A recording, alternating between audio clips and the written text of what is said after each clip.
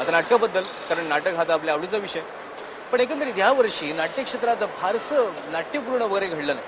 म्हणजे विशेष लक्षात राहतील अशी नाटकं सुद्धा कमी आली. उलट जुन्याच नाटकांनी पुनरागमन केलं, हम तो तेरे आशिक है किंवा माकडाच्या आधी शॅम्पेन.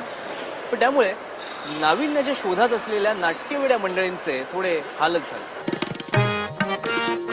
वर्षभरातल्या मराठी रंगभूमीवरचा लेखाजोखा घ्यायचा झाला तर एक गोष्ट प्रकर्षाने जाणवते की 2007च्या तुलनेत यावर्षी लक्षात राहण्यासारखी नाटकं कमी आली. निर्मात्यांनी नव्या विषयांना हात घालण्याचं टाळलं.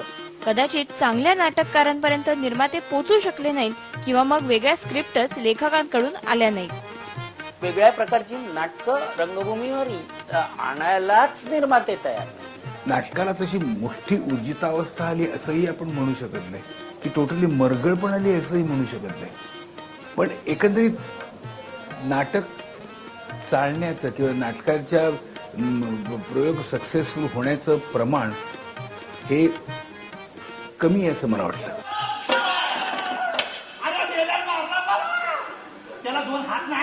संतोष पवारच्या आम्ही पाचपुतेचा उल्लेख प्रामुख्याने करावा लागेल, कारण हे नाटक बदललेल्या रूपामुळे गाजलंच, पण या नाटकाने एक दहशतही निर्माण झाली. विशेषतः मुंबई शहराला तर खूपच मोठ्या प्रमाणावर धक्का बसला आणि आमच्या मराठवाड्यात म्हण आहे तसं स्वरूप झालं नाटकांचं अजून, की आधीच उल्हास आणि त्याला फाल्गुन मास असं म्हणतो ना. काही दहशतपणा निर्माण झाला, त्यामुळे नाटकाच्या बुकिंगवर बराचसा परिणाम झाला. काही बॉम्बस्फोटमुळे माणसं तर रात्रीची नाटकाला यायलाच बघत नाही. रात्रीच्या प्रयोगाला तर लोक यायला घाबरतात. या वर्षभरात 4 नाटकं नव्या रूपात पुन्हा रंगभूमीवर आली. लोचा झाला रे, हम तो तेरे आशिक है आणि भैया हातपाय पसरी आणि माकडाच्या हाती शॅम्पेनचा उल्लेख करावाच लागेल. पण नाटकाचा कितीही मेकओव्हर झाला असला तरी यावर्षीचं नाटकांचं नेपथ्य विशेष लक्षवेधी नव्हतं. नाटकाची मागणी पुरी करणारं असं नेपथ्य होतं. दिवाणखाने, आणखी खोल्या, आणखी फ्लॅट हे वेगवेगळे किती करणार, किती प्रकारचे करणार, पण त्याचा वेगळ्या प्रकारे कोणी काही विशेष उपयोगही केलेला नाही. तरुण मुलांचे विषय हाताळण्याचा प्रयत्न यावर्षी करण्यात आला. त्यात गोची प्रेमाची मधून लव्ह स्टोरी मांडण्यात आली.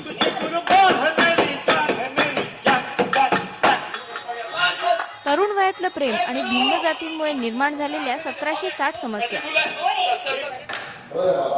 त्याच विषयाचं दुसरं नाटक म्हणजे शुद्ध बीजापोटी. प्रेमानंद गजवींच्या या नाटकात आहे 2 तरुण मुलांच्या प्रेमाला घरच्यांनी केलेला विरोध आणि त्याला न जुमानता त्यांनी केलेलं लग्न. या नाटकाचं वेगळेपण एकच की त्याचे एका दिवसात सलग 6 प्रयोग करण्यात आले. आता ही स्टंटबाजी होती की अनुदान मिळवण्यासाठी केलेली युक्ती हे कोडच आहे. मग वर्षभरात वेगळं आलं तरी काय हा प्रश्न साहजिकच सगळ्यांना पडला. त्याला अनुदान मिळालं त्यांनी काही फरक पडला नाही. किंबहुना गेल्या वर्षी अनुदान मिळायला लागलं प्रत्येक प्रयोगाला आणि एक 20-25 लाखाची निर्मात्यांची सोय झाली, तर यावर्षी अधिकच वाईट नाटकं आली. एक्सक्लुझिव्ह काहीतरी जर तुम्ही केलं तरच त्याला प्रेक्षक येतील. तुमचं नाटक ही त्यांची गरज जेव्हा तुम्ही निर्माण करा की नाही, मला अन्न पाणी निवारा आणि नाटक हे आम्हाला जगण्यासाठी गोष्टी लागतात. जुलैमध्ये भद्रकाली प्रोडक्शनचं म्हातारे जमी पर हे कॉमेडी बाजाचं नाटक आलं. ऑगस्टमध्ये आलेल्या ओळख न पाळख या प्रशांत दामलेच्या कॉमेडी नाटकाने कमी वेळात प्रयोगांची 100 गाठली.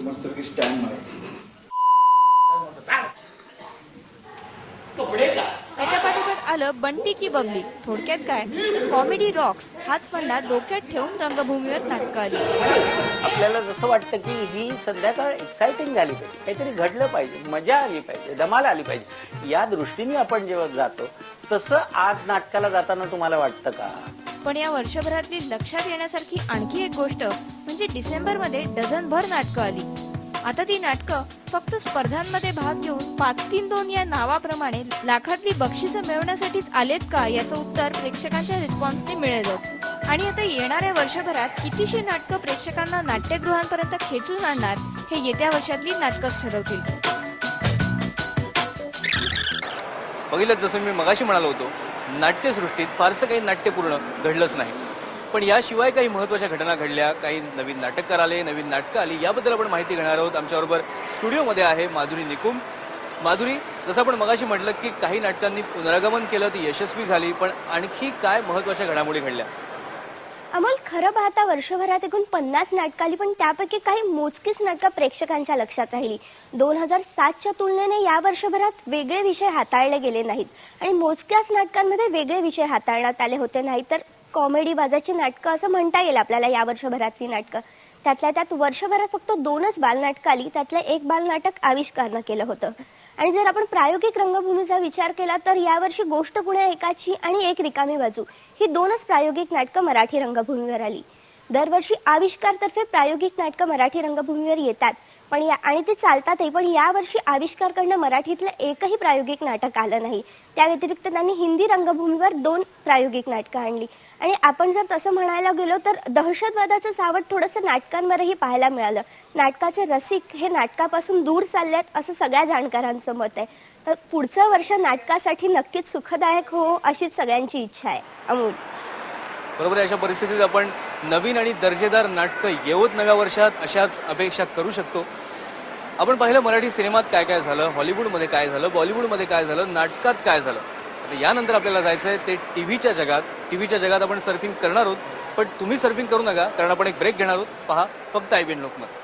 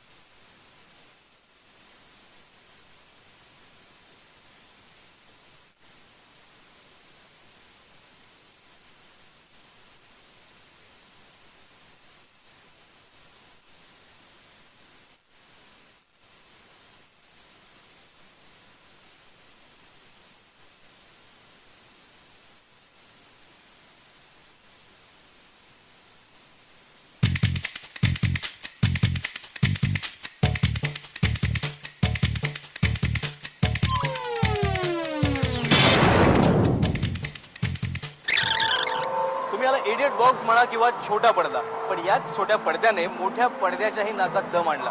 बट्ट्या बट्ट्या स्टार्सना आपली पब्लिसिटी मेंटेन ठेवण्यासाठी या छोट्या पडद्याचाच आधार घ्यावा लागला. एकंदरीत हा छोटा पडदाच होता यावर्षीचा बिग बॉस. काय होता हा रियालिटी मसाला, पाहूया.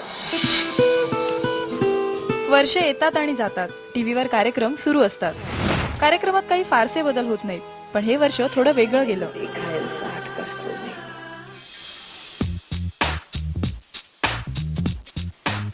यावर्षी मराठीत आणि हिंदीत एंटरटेनमेंट चॅनल्सची भर पडली. हिंदीत कलर्स आणि मराठी स्टार प्रवाहाचं दमदार आगमन झालं. कलर्सनं तर सुरुवातीलाच खतरों के खिलाडी अक्षय कुमारला टीव्हीवर लॉन्च केलं.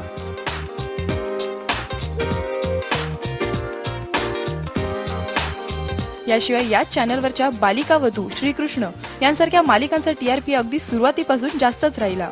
आम्ही जेव्हा लॉन्च केलं तेव्हा आम्ही मार्केटमध्ये लास्ट प्लेअर होतो, म्हणजे आम्ही 11वे होतो. आता 11व्या प्लेअरनी पण तेच दाखवलं तर व्ह्यूअर कसे येणार, म्हणून आम्ही मुद्दामून प्रयत्न करून सगळं वेगळं केलं आणि ते चाललं, म्हणून ते दॅट्स अ गुड थिंग. आम्ही बिग बॉस आणि फिअर फॅक्टर हे असं non reality show, non fiction जे आपण म्हणतो ते स्टार्ट केलं. ऍक्च्युली फिअर फॅक्टर अक्षयला घेऊन अटेन्शनसाठी केलं.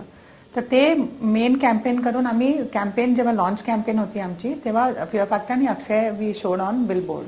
पण मेन जे आम्हाला कलर्सला पुढे नेलं दॅट वॉज बालिका वधू. तर सोपनीच आम्हाला पुढे नेलं आणि अजूनही नंबर 1 शो आमचा बालिका वधू आहे. स्टार प्रवाहानं तर राजा शिवछत्रपती मालिका देऊन प्रेक्षकांची नस ओळखली.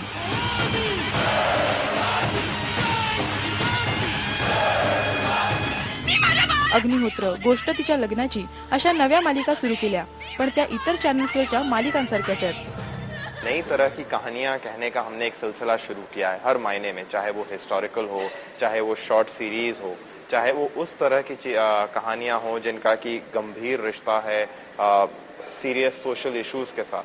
तो ये सारी चीजें हैं जो इस जॉनर में इससे पहले नहीं हो रही थी. हमारी कोशिशें थी कि ये मराठी एंटरटेनमेंट, मराठी इंडस्ट्री की डिमांड है कि एक ऐसा माध्यम हो जिसमें इन सारी चीजों पर चर्चा हो, अच्छे शोज बने, और स्टार प्रवाह के साथ वो फ्लो, वो प्रवाह शुरू हुआ.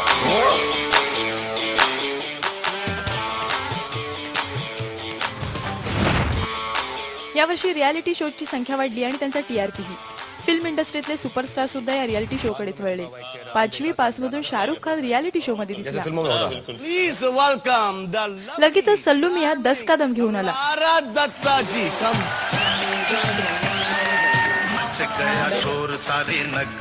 बिग बॉस 2 ची चर्चा भरपूर झाली. त्याच्यातही उत्स्फूर्त घटना खूप गाजल्या. 8-10 वर्ष चालणाऱ्या सास बहु मालिकांनी या वर्षी निरोप घेतला. प्रेक्षकांनाच या मालिकांचा कंटाळा आला होता. छोट्या पडद्यावरचे हे बदल पुढच्या वर्षी आपल्याला पाहायला मिळतील याची खात्री आहे. तर हे झालं टेलिव्हिजनच्या रियालिटी मसाल्याबद्दल. पण यावर्षी एक महत्त्वाची घटना घडली. टेलिव्हिजन इंडस्ट्रीमध्ये स्ट्राईक झाला, प्रोड्युसर्सचा आणि वर्कर्सचा सुद्धा. यामुळे आता पुढे याचे काय परिणाम होतील याबद्दल सांगण्यासाठी आपल्याबरोबर आहे स्टुडिओत सोनाली देशपांडे. सोनाली, हा जो स्ट्राईक झाला यावर्षी, किती नुकसान झालं, किती प्रभाव जाणवला इंडस्ट्रीवर याचा, आणि येणाऱ्या काळात त्याचे काय परिणाम दिसू शकतात? आता संप तर केव्हाच संपलाय, पण टेक्निशियनच्या वेतनात जवळजवळ 25% वाढ झाली आहे. आणि सगळं इतक्या दिवसाचं नुकसान किती झालं असेल तर 10 कोटींचं जवळजवळ नुकसान झालंय. चॅनल्सवर जाहिरात रेव्हेन्यूचा त्याचा थोडा परिणाम झाला, कारण चॅनल्सनी जाहिरातदारांना रिक्वेस्ट केली होती की रिपीट टेलिकास्टच्या वेळी तुम्ही प्लीज जाहिराती काढू नका, आणि त्याच्यानंतर त्यांना त्याच्या सवलती पण मिळणार होत्या, आणि ती जाहिरातदारांनी मान्य केली. त्यामुळे चॅनल्सनी प्रोड्युसर्सना पैसे काही वाढवून दिले नाही. त्यात काय झालं, मंदी आली आता, त्यामुळे हे सगळे प्रश्न थोडे मागे पडलेत. दुसरे प्रश्न निर्माण झालेत, आणि पुढच्या वर्षी आता येत्या वर्षी चॅनल्स आणि प्रोड्युसर यांच्यात जो छुपा संघर्ष आहे तो आणखीन वाढेल असं दिसतंय. बरोबर आहे सोनाली, म्हणजे स्ट्राईकमुळे संघर्ष अजून वाढेल की काय अशी भीती निर्माण झालेलीच आहे. प्रोड्युसर आणि वर्कर्स यांच्यातला संवादही थोडाफार कमी होऊ शकतो. जे होईल ते होईल, पुढच्या वर्षात बघूया काय होतंय टीव्ही इंडस्ट्रीमध्ये. पण यानंतर आता आपल्याला ऐकायचे संगीताचे सूर बॉलिवूडमधले आणि मराठीतले सुद्धा, कारण मराठीत खूप चांगले प्रयोग यावर्षी संगीतात ऐकायला मिळाले. पण त्याविषयी आपण ऐकणार आहोत एका ब्रेक नंतर. पहा फक्त IBN लोकमत.